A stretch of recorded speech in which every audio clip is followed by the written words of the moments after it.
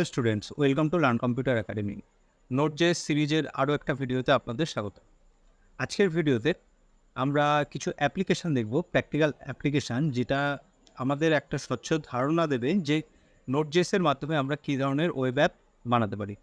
তো এখানে দেখতে পাচ্ছেন যে একটা ফর্ম রয়েছে। তো সেখানে আমরা কি করতে পারি, সেখানে আমরা ইউজার ক্রিয়েট করতে পারি এই ফর্ম ফিল আপটা করার মাধ্যমে।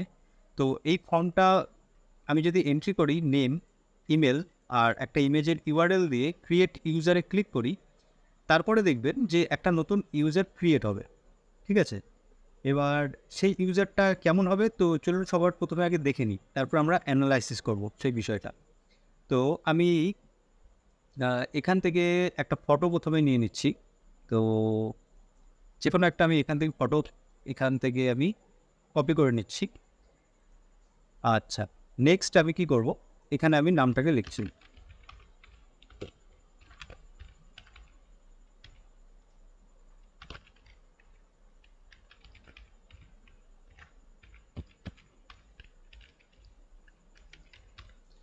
আর এখানে যে ইমেজের ইউআরএলটা আছে সেখানে আমি এটা পেস্ট করে দিচ্ছি। এবার যখন আমি ক্রিয়েট ইউজারে ক্লিক করব, তখন এই আমার যে ইউআরএলটা রয়েছে এখানে একটু লক্ষ্য করবেন। ওকে,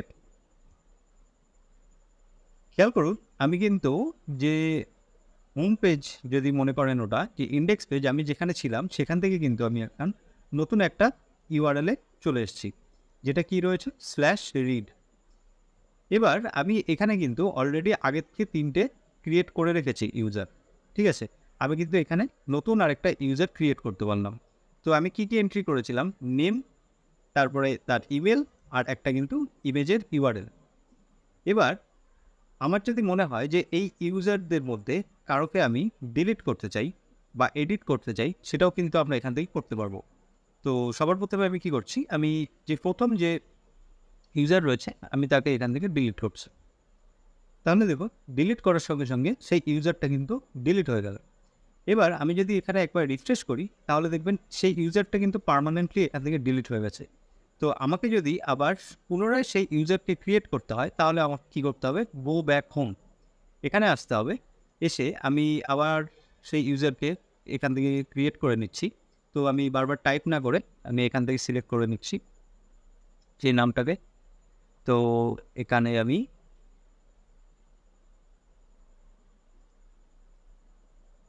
ক্রিয়েট করলাম। তো দেখুন, আবার সে নতুন ইউজার কিন্তু একদম ক্রিয়েট হয়ে গেছে। ওকে, এখন আমি চাইছি এই ইউজারের কিছু ইনফরমেশান চেঞ্জ করার জন্য। তো কি করতে চাই, আমি নামটা পুরো লিখতে চাইছি আর ইমেলটাকে চেঞ্জ করতে চাইছি। ইভেন আমি যদি ফটো চেঞ্জ করতে চাই, আমি কিন্তু সেটাও করতে পারবো। তো চলুন চেঞ্জ করে দেখি। আর আমি যখন এডিটে ক্লিক করব, আমাদের কিন্তু ইউআরএলটা একবার লক্ষ্য করতে হবে যে এখানে ইউআরএলটা কীভাবে চেঞ্জ হচ্ছে। আচ্ছা, তো খেয়াল করে দেখবেন যে আমি যখনই ইউআরএলটা চেঞ্জ করলাম, তো সঙ্গে সঙ্গে এডিট, তারপরে স্ল্যাশ দিয়ে একটা র্যান্ডাম কিছু নাম্বার আছে। তো সেখানে আমি যখন হিট করেছি, তো তখন আমি আবার একটা নতুন ফর্ম দেখতে পাচ্ছি, যেই ফর্মটা অলরেডি কিন্তু ফিল্ড। ঠিক আছে, এই ফর্মটা কিন্তু আমাকে নতুন করে ফিল আপ করতে হবে না। এই ফর্মটা কিন্তু আমি এখন জাস্ট এডিট করতে পারি। ওকে, আমি এখানে ইমেল অ্যাড্রেসটাকেও চেঞ্জ করতে চাইছি।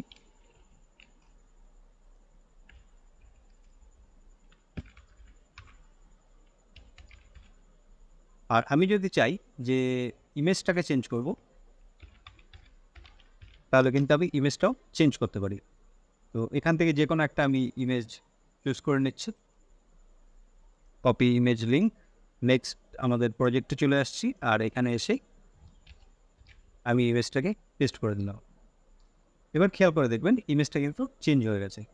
তো ঠিক আছে, ইমেজটা এখানে সেন্টারে আসেনি, সেটা আলাদা বিষয়। কিন্তু বিষয়টা হলো যে আমরা কিন্তু এরকম নতুন নতুন ইউজার ক্রিয়েট করতে পারবো, সেটাকে এডিট করতে পারবো, ডিলিট করতে পারবো। তো এই যে পুরো যে প্রসেসটা দেখলাম, এই প্রসেসটাকে বলা হয় CRUD, CRUD। এই CRUD-এর অর্থ কি, CRUD, এটার ফুল ফর্ম হলো create, read, update and delete. তো আমরা ওয়েবসাইটে যে কোনো একটা ওয়েবসাইট আমি যদি ধরি, চলুন না, আমি ফেসবুক নিয়ে যাচ্ছি। তো ফেসবুকে আমরা সাধারণত কী করে থাকি, ফেসবুকে আমরা সাধারণত কোনো একটা পোস্ট ক্রিয়েট করতে পারি। ঠিক আছে, ঠিক ইউজারের যেমন ক্রিয়েট করলাম, আমরা সেই পোস্টটাকে রিড করতে পারি। অর্থাৎ সেই পোস্টটা আমি যখন ক্রিয়েট করলাম, তারপরে যখন পোস্ট করে দিলাম, তারপরে কিন্তু সেই পোস্টটাকে আমরা রিড করতে পারছি এবং বাকি যে ফ্রেন্ডস রয়েছে তারা কিন্তু রিড করতে পারছে। আচ্ছা, নেক্সট আমাদের যদি মনে হয় যে না, পোস্টটা এডিট করা দরকার, কিছু চেঞ্জেস করা দরকার, তাহলে সেটাও কিন্তু আমরা করতে পারছি, অর্থাৎ আপডেট। আর নেক্সট আমরা কি করতে চাইছি, যে এই পোস্টটা আমার পছন্দ না, তো আমি এই পোস্টটা সরিয়ে ফেলতে চাই, তো সেক্ষেত্রে আমরা কিন্তু ডিলিট করলাম। এবার একই জিনিস আপনি চলে আসুন ইনস্টাগ্রামের ক্ষেত্রে, দেখবেন একই পদ্ধতি, ক্রাড, অর্থাৎ create, read, update and delete.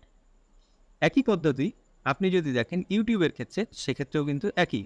আপনি একটা ভিডিও ক্রিয়েট করলেন, সেটাকে আপলোড করলেন, তারপরে আপনি ভিডিওটা দেখতে পাচ্ছেন। এবার আপনার যদি মনে হয় এডিট করতে চান সেই ভিডিওটার, সেই ডেসক্রিপশান বা থাম্বনেল, সেই সমস্ত কিছু কিন্তু আপনি এডিট করতে পারছেন। এবার আপনার যদি মনে হয় যে ভিডিওটাকে আপনি সরিয়ে নেবেন, তাহলে কিন্তু ডিলিটও করতে পারছেন। তো ডেটাবেসের সঙ্গে আমরা যখন কাজ করি, তখন কিন্তু আমাদের এই 4টে পদ্ধতি নিয়েই কাজ করতে হয়। ঠিক আছে? তো create, read, update and delete. এই পদ্ধতিগুলো যদি আমরা একটু কনসেপ্টটা ক্লিয়ার করতে চাই, তো সবার প্রথমে আমি বলব যে আপনারা একটু পিএইচপি নিয়ে পড়াশোনা করুন। ঠিক আছে? পিএইচপি নিয়ে যদি একটু পড়াশোনা করেন, তাহলে দেখবেন এই বিষয়টা আপনার কাছে খুব স্বচ্ছ হয়ে যাবে। ঠিক আছে? তারপরে আপনি নোড.জেএস বা পাইথন যে কোনো বিষয়ে আপনি যখন ব্যাকএন্ড নিয়ে কাজ করবেন, তখন কিন্তু খুব সহজ হয়ে যাবে বিষয়টা। ওকে। তো এখন এই যে প্রজেক্টটা আমরা এখানে দেখতে পারলাম, এটা প্রজেক্টটা খুবই সিম্পল।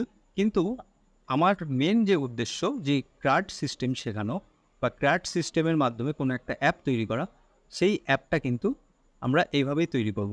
এখন এটার যে স্কেল যেটা আছে, অর্থাৎ এটা একটা খুব সামান্য একটা অ্যাপ মনে হতে পারে, কিন্তু এখানে এই 4টে পদ্ধতি কিন্তু এখানে ইউজ করা হয়েছে। আমরা ডেটাটা কিন্তু ডেটাবেসে সেভ করছি, আর এখানে আমি ডেটাবেস যেটা ইউজ করেছি সেটা হলো মঙ্গোডিবি। ওকে। তো মঙ্গো শব্দের অর্থ হিউজ। তো এই ডেটাবেস হিউজ পরিমাণ ডেটা স্টোর করে রাখতে পারে।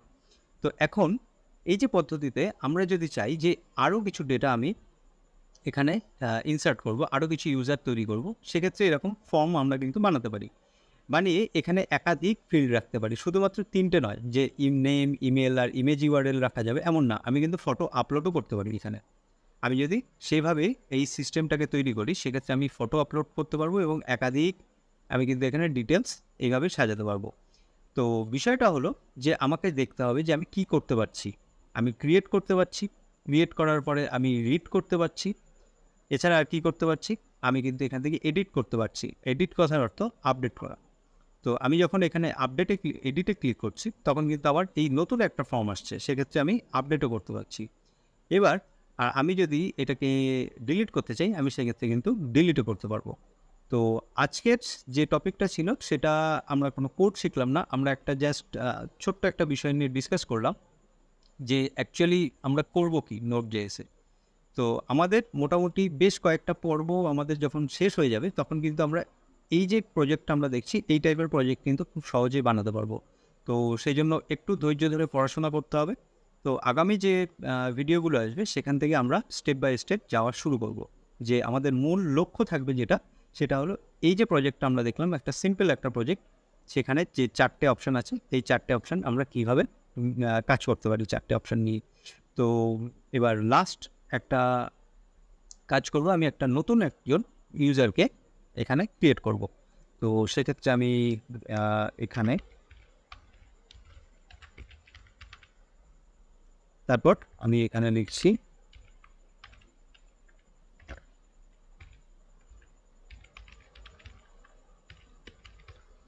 আর একটা আমি এখান থেকে ফটো নিয়ে আসছি।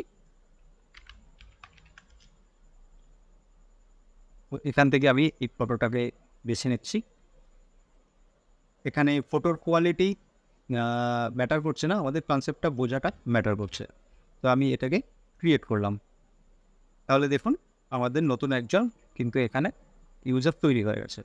আচ্ছা, এবার আমি চাইছি এই যে ফটোটা সব কিছুই ঠিক আছে, আমার মনে হলো যে না, ইমেল অ্যাড্রেসটা আমার একটু ভুল হয়ে গেছে, তো ইমেল অ্যাড্রেসটা চেঞ্জ করা দরকার। তো আমি সেক্ষেত্রে যদি এডিটে ক্লিক করি, এডিটে ক্লিক করার পরে আমি এখানে এসে কিন্তু এটাকে চেঞ্জ করে দিতে পারি। এবার যদি আমি আপডেট ইউজার করি, তাহলে দেখবেন এটা কিন্তু আপডেট হয়ে গেছে। আর এই পুরো প্রজেক্টটা করার জন্য এই যে ইউআইটা দেখতে পাচ্ছেন, ইউআইটা এক্ষেত্রে ইম্পর্টেন্ট না। আমি ইউআইটা টেলউইন্ড সিএসএসে তৈরি করেছি। তো আমরা এই নোড.জেএস করতে করতে টেলউইন্ড সিএসএস এর ব্যাপারেও জানতে পারবো। ওকে, আচ্ছা। তো আপাতত আমাদের ভিডিও এতটুকুই। এখানে আমাদের মূল লক্ষ্য ছিল যে একটা প্রজেক্ট দেখা, যে আমরা যদি একটু ভিজুয়ালাইজ করতে পারি আমাদের সুবিধা হয় শিখতে। কারণ প্রথম থেকেই যদি আমরা কোড লিখতে থাকি তো বিষয়টা একটু বোরিং হয়ে যায়। তো সেক্ষেত্রে কি হয়, আমাদের যে শেখার যে ইচ্ছাটা সেটা কয়েকটা ভিডিও পরে চলে যায়, যে অ্যাকচুয়ালি আমরা একটার পর একটা চ্যাপ্টার শিখে যাচ্ছি কিন্তু সেটা দিয়ে কোনো কিছু তৈরি করতে পারছি না। বিশেষ করে জাভাস্ক্রিপ্টের ক্ষেত্রে এই প্রবলেমটা হয়। এটা সবার ক্ষেত্রেই হয়। আর পিএইচপির ক্ষেত্রে কী হয়, যে প্রথম দিন থেকেই আমরা যখন কোড করা শুরু করি মোটামুটি কয়েকটা ভিডিও পর থেকে আমরা কিছু না কিছু একটা ক্রিয়েট করতে পারি, যে কোনো টাইপের একটা ওয়েবসাইট একটা ডাইনামিক করা শুরু করতে পারি। কিন্তু জাভাস্ক্রিপ্টের ক্ষেত্রে এই প্রবলেমটা হয়। প্রবলেমটা বিশেষত যখন আমরা যে কোয়েরি করি তখন তো ইনস্ট্যান্ট একটা আমরা রেসপন্স পাই, যে একটা অ্যানিমেশন হচ্ছে বা একটা পপ আপ খুলছে বা একটা অ্যাকর্ডিয়ান আমরা বানাতে পেরেছি। কিন্তু এই নোড.জেএস এর ক্ষেত্রে বিষয়টা হয়, নোড.জেএসে আমরা যেহেতু পুরোপুরি কোড এডিটরের ভিতরে থেকেই কাজ করব, তো সবসময় একটা ডার্ক স্ক্রিন, সেখানে এরকম শয়ে শয়ে লাইন কোড লিখে চলেছি কিন্তু এর রেসপন্স দেখতে পাচ্ছি না। এটা একটা সাইকোলজিক্যালি আমাদেরকে একটু পিছিয়ে দেয়। ওকে, তো সেই জন্যই আমি এটা দেখাতে চেয়েছি যে প্রথম থেকেই বোরিং কোডিং না করে আমরা কি তৈরি করতে পারবো, তো সেটার একটা আমি মোটামুটি একটা হাইলাইট দিয়ে দিলাম, যে যাতে আমাদের উদ্দেশ্য থাকে এরকম কোনো কিছু একটা প্রজেক্ট তৈরি করা। ঠিক আছে? তো এখন বিষয় হলো পরবর্তী চ্যাপ্টার থেকে আমরা কী শেখা শুরু করবো। পরবর্তী চ্যাপ্টার থেকে কিন্তু আমরা স্টেপ বাই স্টেপ নোড কী জিনিস, নোডের প্রত্যেকটা ইম্পর্টেন্ট যে চ্যাপ্টারগুলো আছে, আর মেনলি আমি ফোকাস করব যে বিষয়গুলো আমাদের অবশ্যই জানতে হবে, সেই বিষয়গুলো আগে শিখে নিয়ে তারপরে খুঁটিনাটি যে বিষয়গুলো আছে সেগুলো আমরা শিখতে থাকবো। ঠিক আছে? তো আজকের ভিডিও এতটুকুই রাখছি। আমাদের পরবর্তী ভিডিওতে আবার দেখা হবে। ওকে, ধন্যবাদ। বাই।